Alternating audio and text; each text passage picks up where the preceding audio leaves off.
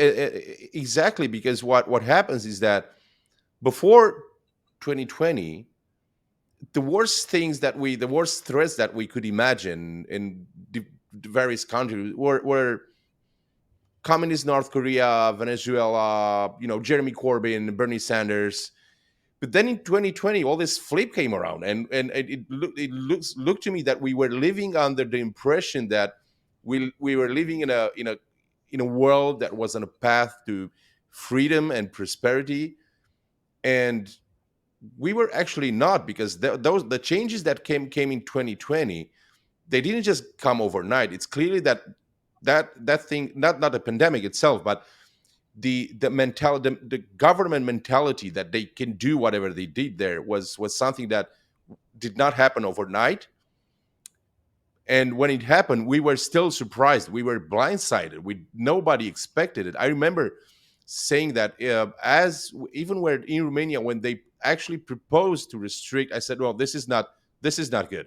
It was, and it was something instinctual. Maybe it was also because I read some of the founding fathers, and so I had some inkling that maybe there was an argument against that, but there was also something deeply instinctual that told me this is wrong, this is not going to end well, and this is going to last way over those 2 weeks that they were initially saying that is. Yeah. So again, how were we oblivious to a sub um subtle change that came into the mentality of governments over the years, or in the ideology of governments, that and then it suddenly just was springed on I us? don't Or think so. I mean, I agree with you 100% about the flip. A a visitor from another planet in the summer of 2020, just observing the kind of daily texture of life, would have assumed that Russia was a much more free society than Britain or Australia, right? Restaurants right, were open, you yeah, could travel where you wanted. You would have assumed that was the more liberal place, which is not because Russia is a liberal place. yeah, Right? It was a comment on what yeah. we were doing. It's not something. It's And not. It's not. Yeah, it's not lauding Russia. It's about criticizing whatever we yeah, became in that period of time. it, Yeah, it was insane.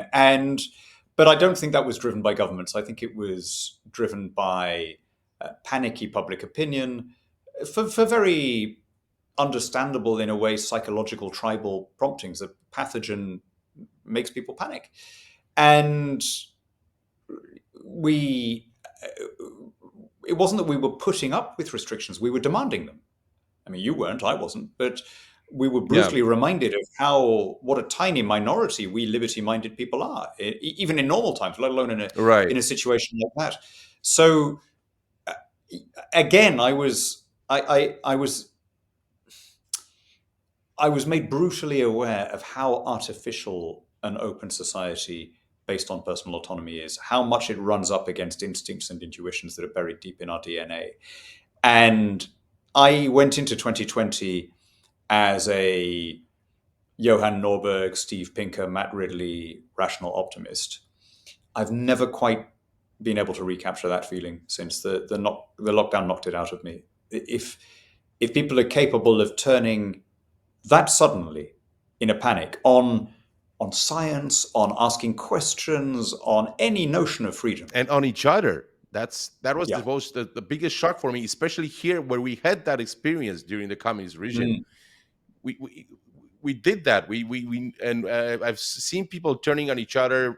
Friendships, and myself. I had two friends just ending relationships, 20-year-long relationships with me, based on my positions on maybe we shouldn't lock everyone inside. So well, I think I was the first author in Britain, the first person to write columns saying that, because I could see it coming actually towards the right, end. I wrote a column in late February saying there is going to be a massive overreaction, and every newspaper will overreact, every scientific advisory body will overreact, and every politician will overreact, and here's why they will do it.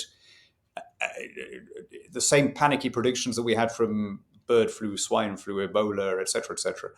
And it's going to be even worse this time. And I don't think I've ever had such a negative reaction. And I kept saying this all the way through the first lockdown. and you're killing my grandmother, you selfish swine, how can you do this? And the weirdest argument that I kept getting more from all over was, why are you putting the economy before lives? Which is an extraordinary phrase, isn't it? Yeah. It's a variant of we should put people before profits. I mean, what do people think the economy is? Do they? I mean, and what I realized is that what a lot of people mean by the economy is not the word we give to voluntary transactions that improve our happiness. They imagine it as this kind of separate, disembodied entity that churns out ingots of gold for You're rich Tories, and has nothing to do with how they live. And this is when you think, God, we've really got to go back to first principles and start explaining right. how things work. By the way, um, when you get a properly socialist government as we have now, very quickly people see what those first principles are. They understand it. Oh yeah, We have yeah. not had unemployment really, other than a blip since the early 90s. We haven't had, contraction other than during lockdown.